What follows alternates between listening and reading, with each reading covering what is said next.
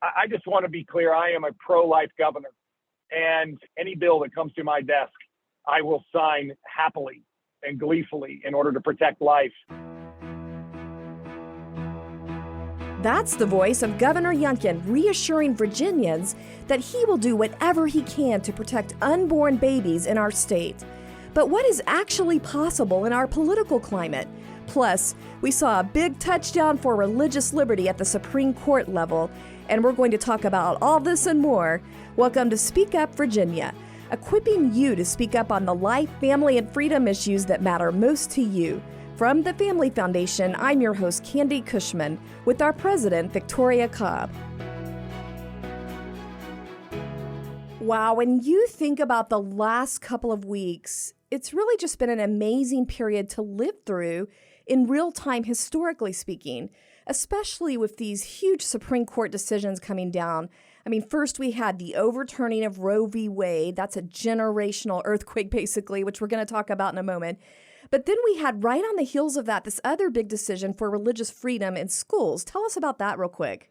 Yeah, that can't get lost in this moment, but that is just an amazing story. I mean, it's such an underdog kind of sports story, too, that everybody loves those kind of stories. I mean, every great movie is one of those. But, I mean, it's this coach, who he's working at a public high school, and he's simply, after the game, saying a prayer, and yet he was fired. And so it ends up in this really lengthy litigation, 7 years of his life trying to get his job back, ultimately ends up at the Supreme Court.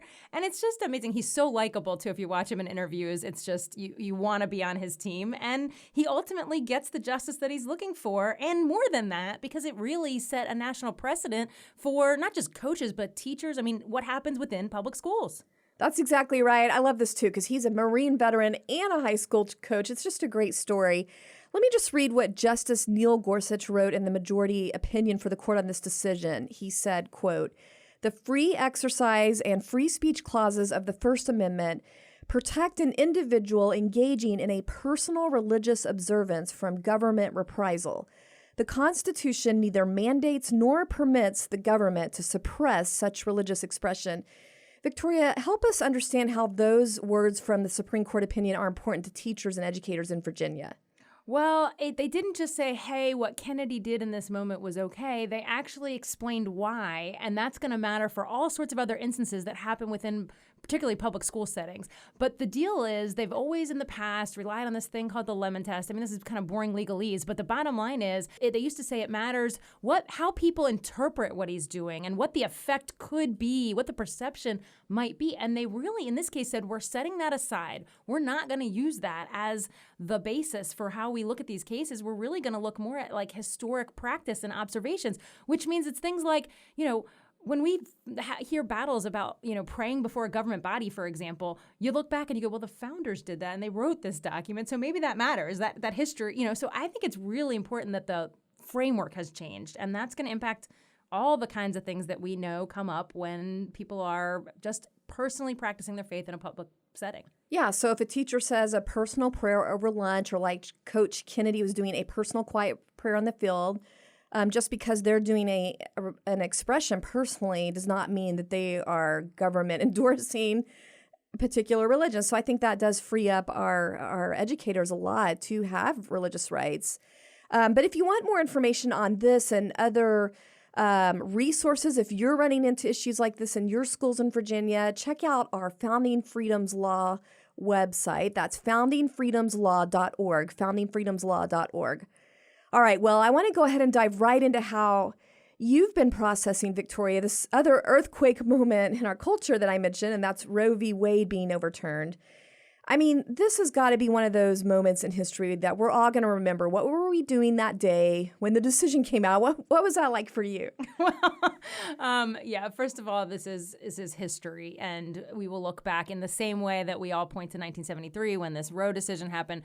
Our children will look back and go, this was the day that we undid that and actually started to really respect the humanity. And so it is a real watershed moment. And I think everybody will remember what they were doing that day. And for those of us that knew this was coming, it's been a little tricky because we've wondered, is it going to be today or tomorrow, or, because we knew the Supreme Court issues opinions on certain days. And so when we hadn't gotten the opinion yet, basically I came home from vacation on the day it was being announced. I knew there was a real possibility. The fact that they were going to issue opinions on a Friday was a little bit unusual. They don't do that a lot. And there was security concerns around this. So we really thought this could actually be the day. So I left the beach as early as I could.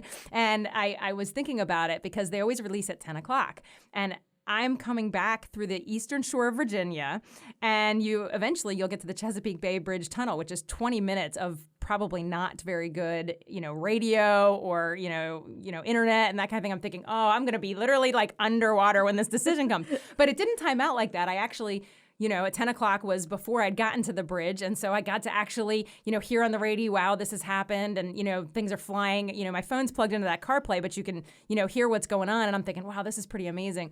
And I start I'm just overwhelmed. I mean, just really in the moment of this has happened.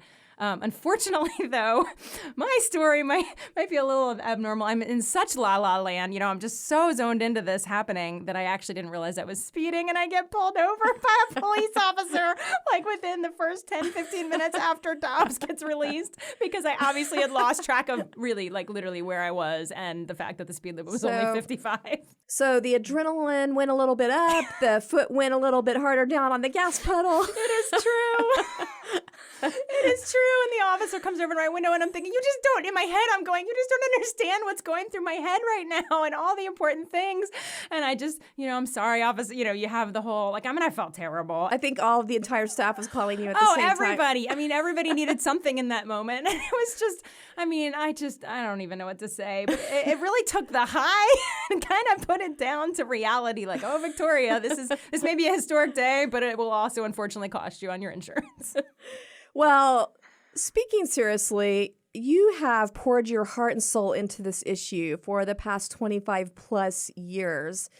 So help us understand what your emotions were right at that moment, just from a heart point of view. Well, when you've worked towards something for so long and it's not something that you are in control of, right? So you can work towards something, but you don't get to decide the Supreme Court. You don't get to be in the back room. You can't even lobby those people. It's not like what we do at the General Assembly, where we go in and advocate and hope we can change a mind. That's not how all that works. And so it is truly something that even though you work towards, it is 100% in God's hands.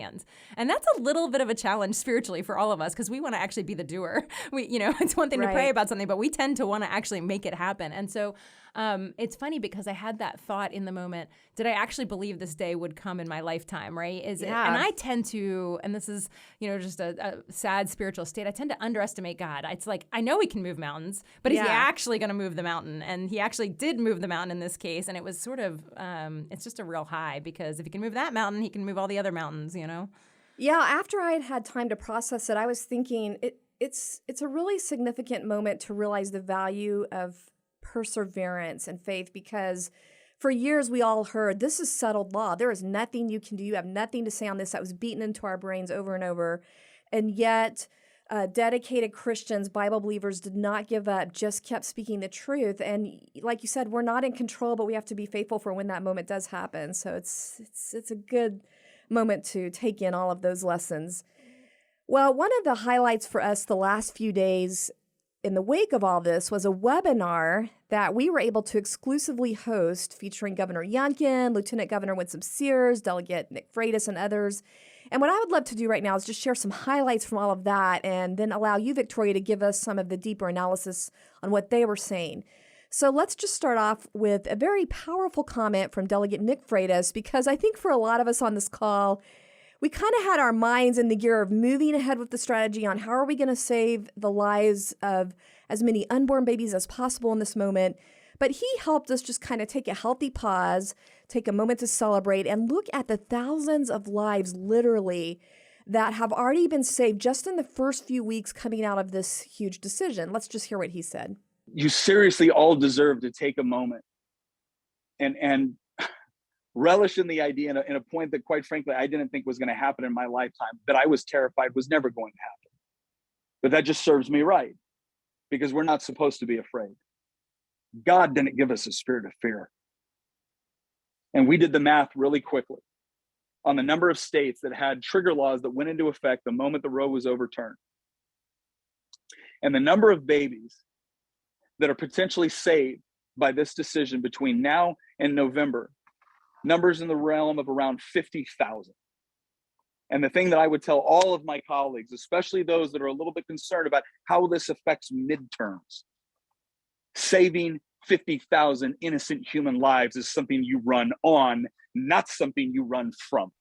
I think everyone always is just amazed to hear Delegate Freitas' just his bravery, and he's so great at explaining things, and just the idea that somebody had done the quick math. I mean, I hadn't done the quick math, but just to think about just in a couple of months how many lives are saved. I know on the day of, I guess it was the day after the Dobbs decision, somebody said just the day of, in certain states where, you know, the doors were just closed and Planned Parenthood had to stop operating. That visual for me was so powerful. And then when he put a number on what that looks like between now and November, I think that gives you something really exciting to realize. And for us in Virginia, it gives us something to look forward to when we can make that happen.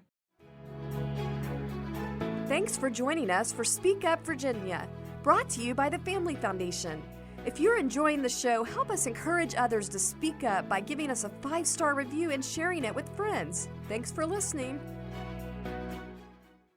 I think it helped to hear Senator Steve Newman and Delegate Freitas and the governor himself being very upfront on our webinar about the challenges that we face, particularly here in Virginia, in the days ahead. Let's just listen to the governor talking about that. I just want to be clear. I am a pro-life governor. And as Steve said, any bill that comes to my desk, I will sign happily and gleefully in order to protect life.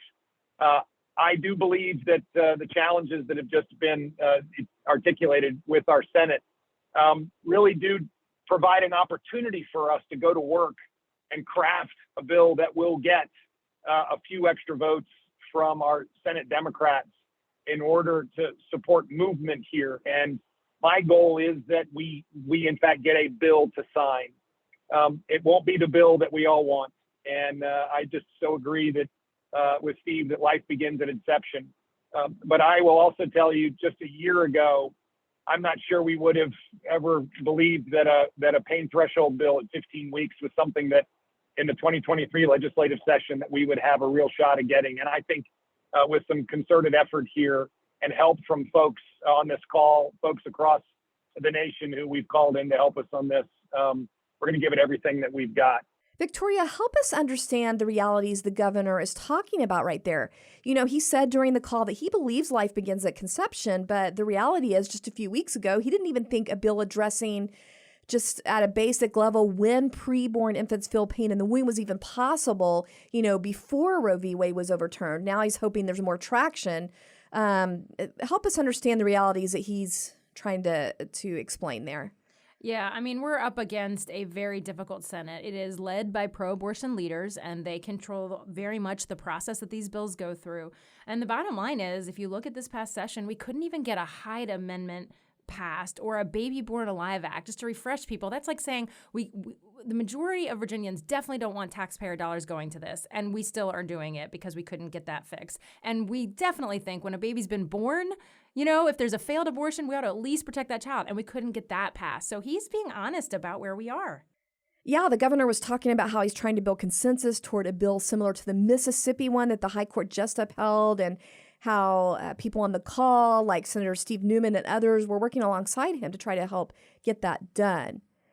And one wild card in this whole thing is a swing vote senator like Joe Morrissey. Tell us about that. Yeah, he's always said he's pro-life. I actually heard him in an interview earlier this summer where he said basically that he might be open to a bill that bans abortion from maybe the 20th week. Sometimes he describes it as like maybe when a child feels pain. So let's just listen to what he has to say about whether he would vote for this. I want to hear from the experts.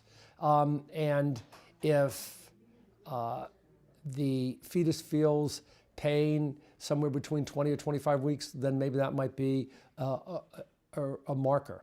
Yeah, I mean, the reason that's really interesting is because he ultimately holds the key of whether we could get this passed. I mean, the bottom line is any pro-life bill that would pass the Senate has to have a Democrat on board because we don't have enough pro-life just with the Republicans. And so he's really kind of like the guy that, could make or break this thing. But we also navigate the leadership that could try to avoid him having an opportunity to even vote on it. So it's a real challenge. So with him saying 20 weeks is a possibility, do you think we have any chance for 15 weeks? Well, he says it's about when the child feels pain. So it may be that we simply need to educate him with some medical experience, some doctors coming in to say, actually, when they feel pain is earlier than you may be aware. Okay. But again, it's scary to put all your chips in Joe Morrissey's bag.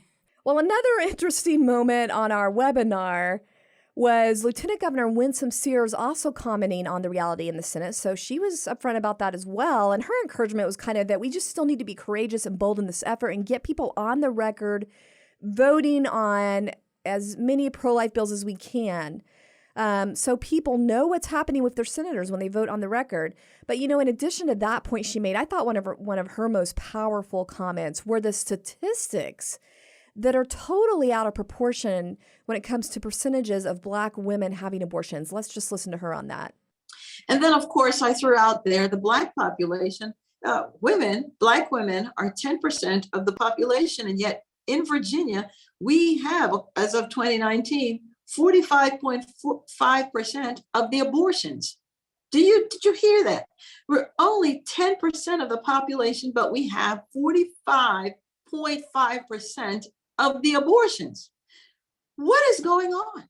Yeah, she's picking up on a really important thing here, which is that, unfortunately, abortion over-impacts minority communities. And what's interesting is the media keeps trying to make it sound like a ban on abortion is going to be worse for minority communities. They keep talking about Black maternal health, which is a tragic situation. But the fact that they don't realize we're talking about saving more of the Black community. It's like the unborn child doesn't even count in their analysis about this situation. Absolutely. If you were concerned about discrimination and you were looking at that huge percentage, 45.5% of the abortions in Virginia, affecting that many Black women, there is something wrong in our culture with that. So I thought that was just an astounding statistic that she shared. Well, it's that time again. Time for our Inconceivable Moments Award. This is where we're featuring examples of the absolute lunacy and craziness that happens when cultural leaders try to give guidance completely apart from biblical principles.